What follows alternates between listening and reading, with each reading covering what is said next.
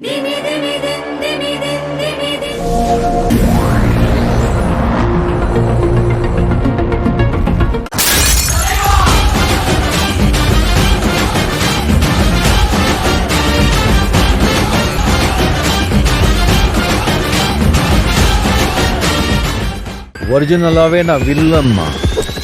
இது எப்படி இருக்கு? வேலூர் பகவதி அம்மன் பண்டிகையை சிறப்பிக்க தமிழக நாடக வரலாற்றில் முதல் முறையாக திரைப்படத்தை மிஞ்சும் வகையில் தேவன் சக்தியின் அடங்காதவன்